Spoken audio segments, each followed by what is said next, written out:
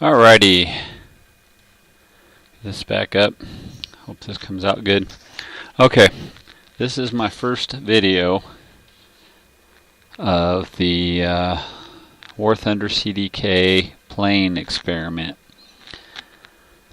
I've been doing some research and doing quite a bit of research actually for a while. I've been doing some research and I've been studying about Autodesk, and I'm what I consider somewhat intermediate in Blender after about 3 years. I got to where I could draw some ships fairly decent. If you're on War Thunder Live, you've seen some of my work. I have drawn a, let's see, I'll show you a little bit of my work here just right quick. This is more or less my introductory video. This is an O-class battle cruiser that I'm working on, which is a 3D model of the O-class battle cruiser that Germany didn't build, and I'm modeling this so I can 2D map it for a book I'm writing about the Z-Plan ships. Get this mic away from my beard so it doesn't, you guys don't listen to scratching noises and stuff.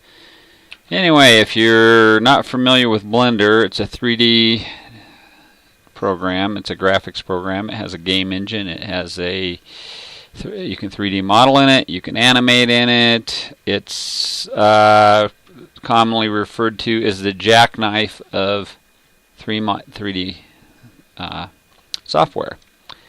It is freeware, which is really nice. So if you're like me and you don't have lots of money to be throwing at stuff, then this is really good. It's also good, I would say, for beginners that have never drawn anything or 3D modeled or video edited or animated and stuff like that. It's a very good beginner's program. One of the only drawbacks of it, a little bit maybe, is that if you're going to get serious and get into some 3DS, 3D Autodesk or 3ds Max or Maya or some of these other really expensive programs for like creating video games or stuff, that you might as well just start on those maybe. But I would say that I'd highly recommend this for somebody who's never done this, who's just wanting to learn about it, wanting to play with it, wanting to use it as a hobby. I apologize, I don't have...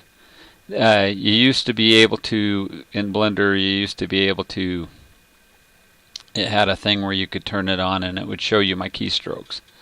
That is actually an additional mod now, and I have to do that. Oh, the other thing I'm going to apologize for right quickly, because it isn't a big deal to me. I'm into historical things. I am not a neo-Nazi. I am not a Nazi. I am not a fascist. I just see it as a time in history. I apologize to anybody that would be Jewish or just anybody that would be offended by the swastikas I have on this ship right now, because I know some people are pretty sensitive to that. This was a ship that would have been built during the time of World War II when the Nazi government did control Germany, and they would have painted these Nazis, these swastikas on these deck. On most of the ships they painted swastikas as they had on the flag, but they painted them on the deck so that friendly aircraft, meaning Luftwaffe, aircraft that were German bombers and fighters and stuff like that, they could identify that this was a friendly ship to their side and that they wouldn't drop bombs on it, kind of a thing, is one of the reasons that this has on here. Anyway, this isn't what I'm going to be working on drawing in here, so you won't. This will be one of the few times that you actually see a swastika in this drawing tutorial. So if anybody's offended by that, I apologize. I hope that doesn't cause a big forest fire. I have a friend in Malta that is building a 1/72nd scale, which is about a 9-foot long, 10-foot long model ship, and he would display it with a Kriegsmarine Nazi flag underneath it on the table, and it started causing problems in forums on pictures, or just, some people are really sensitive to that emblem. So if you see it in my work, it's because it's a historical thing. It has nothing to do with my politics. I'm actually American. I grew up as a Democrat, and I more or less vote conservative Republican now. I've more or less switched all the way over due to certain views, which I ain't gonna get into. I don't want this to be a political discussion. But like I was saying, I'm just not I'm not into the Nazism thing or anything like that. I'm not a neo-Nazi. I'm not in the KKK. Just do historical things with ships and airplanes and stuff. Okay, let's find the Seiran here. The Seiran is an airplane. I want to find the best model file here, which I think that was my UV wrap. Let's try this one here. Okay, this is another aircraft. This is an aircraft that I actually drew, which took me about a little over a month to draw.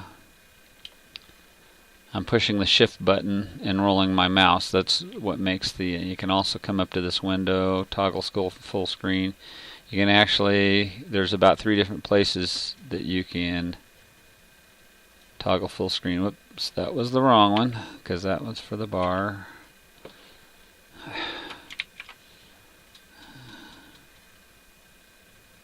Blender and task. Okay, we'll try this again. We'll minimize this.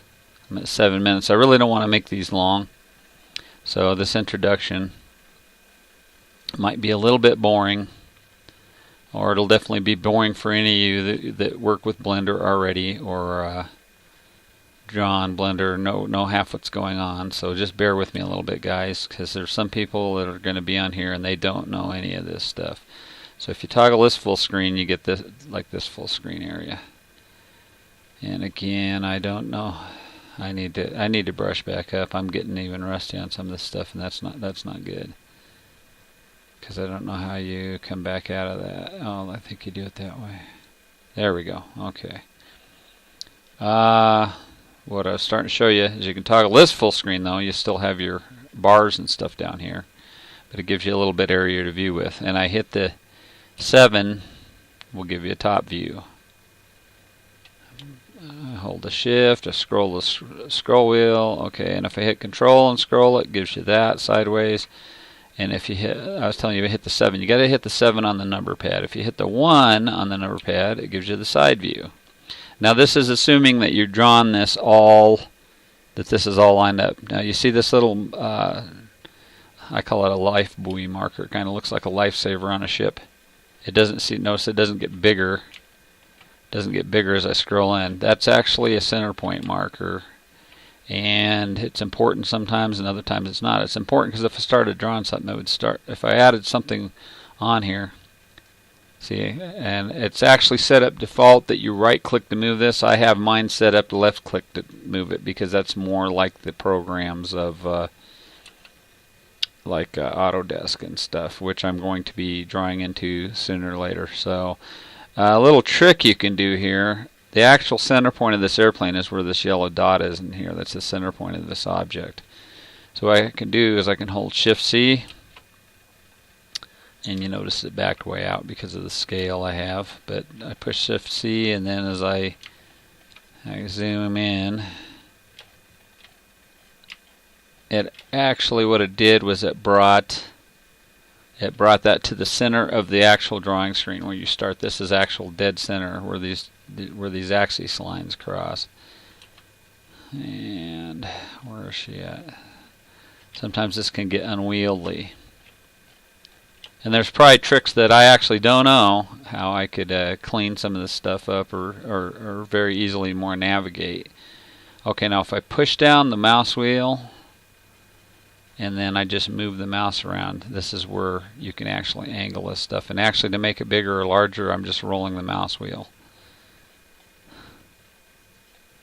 And I have several shots of this. Push control, mouse wheel, see I can scroll it over.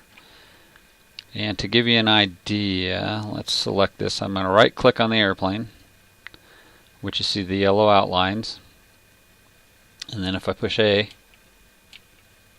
I can push A on and off. It selects it or unselect it. But this is actually selected as a whole object because I have everything connected in this, which we'll go into some of that stuff later. So if you know Blender basics, like I said, some of this is going to be boring to you. If you don't know Blender basics, then you might learn something.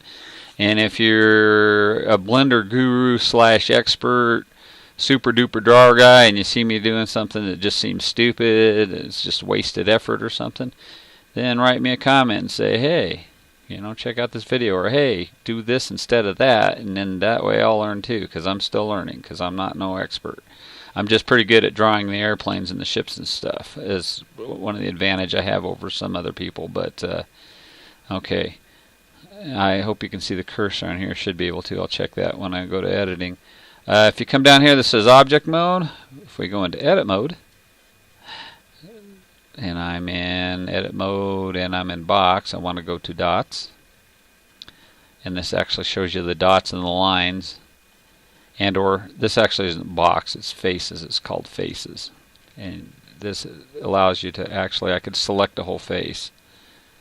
Okay, if I come into lines, I can select the line. If I go into dots, which are called vertices, I can actually select a dot and stuff, and this would allow me to move it or whatnot. And then if I push A, it'll unselect it. But what I wanted to show you is if I push A like this, and you see how it outlines outlines my model in yellow lines to where you can kind of see it. I think it's V. If you push V, nope, it ain't V. E. It's not E either. Up. Okay. Now this is a good thing.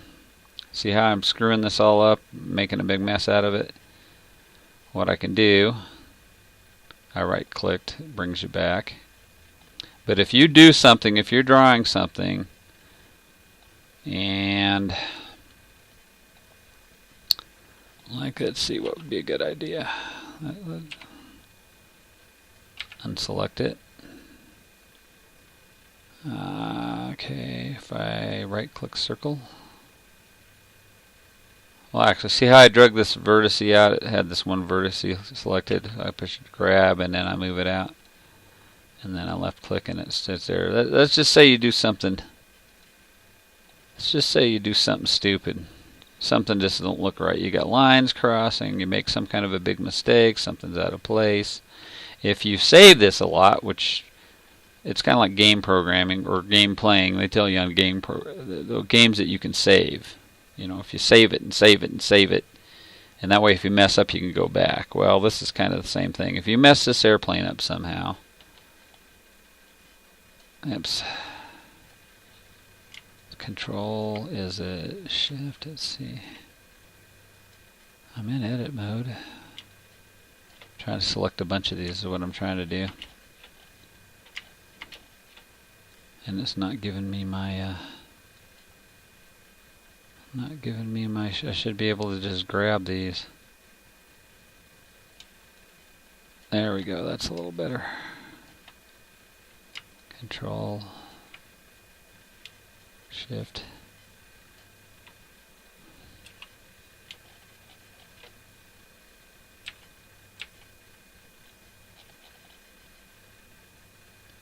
Grab. Okay, so anyway, we got something we didn't like. What I was getting at is if you just actually go to quit, and see, these will tell you these hotkeys too. Control Q. Say quit, quit. And if I go back in there and I open it back up, then you're right back basically where you started from, kind of a thing. So you save it a lot. And you actually, I always save, I'll show you, I'll go in these files, open. I have a bunch of things saved. I have sections of this plane saved. I have, like for instance, let's open up new wing new wing blend, and see what's here. Okay, so see, this is an earlier version when I was drawing on this airplane. The wings ain't even canted here. And I actually have it pointed in the wrong axis direction and stuff. But I save quite a few. If I draw X amount of this plane, I'll save it, and then I start working on a new section like the canopy or the propeller or something, and a lot of times I'll save those separately also, because that way I don't want to open recent. I want to open. That way, if you save your work quite a bit, and then if you screw up, you don't have so far back to go. Let's see what this one is. See, this is just the very, very beginning of the cockpit. Now, some of this, after so long, I can come in here and clean out some of these files, because I know, like this thing here, I probably would never have to come in and use or anything. This shows you like when I very basically started this project, and I started on the fuselage, and that's just a very simple, and I was mirroring it. That's why you only see the dots on one side. There's a couple different techniques. The mirror technique is actually a pretty good technique, but I don't use it a lot. I should probably, but I don't. I just tend to usually draw pieces, and then if I draw a wing, I'll duplicate the wing, and then there's tricks to reverse it and stuff like that. But if you actually notice like this,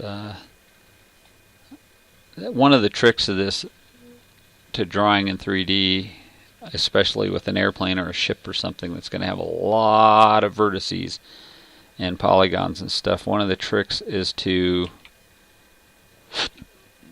draw it as simple as possible with the least amount of dots as possible. But you still want to have something that looks, when it's done, that is smoothed out and it doesn't look like it's got 100 dots in the whole airplane. I mean, you know, you're going to end up you know, this has 32 faces, it has 93 edges, it has 62 vertices, and that's just a very basic beginning of the airplane. File open. So anyway, it's time consuming, but one of the things I do every once in a while is I go in here, and like that was new wing, and it was very small, and I actually I forgot how to delete this stuff. I can open the blend a file. Thought you right-clicked it, but you don't. Actually, it's up in here in the things, but I can do that stuff later. Let's just clean it out. But anyway, yeah, because I have this on a D drive. But like I said, you can see I have just multiple files. Here's one for a ship I was drawing. See, and this is just the very beginning of the bow at the bottom. Actually, I don't know. I think I saved that because I was in a hurry. I just got that. I made that half cup, and then I saved it. So I actually